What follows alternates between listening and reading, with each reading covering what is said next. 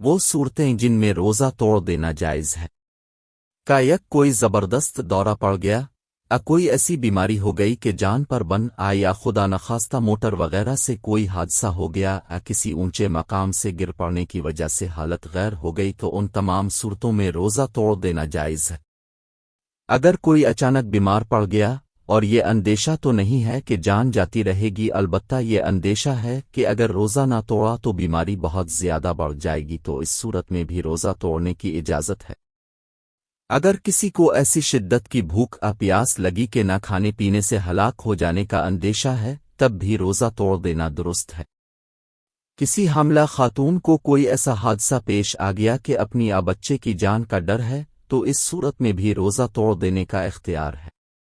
کسی کو سانپ وغیرہ نے کاٹ لیا اور فور دوا وغیرہ کا استعمال ضروری ہے، تو روزہ توڑ دینا چاہیے۔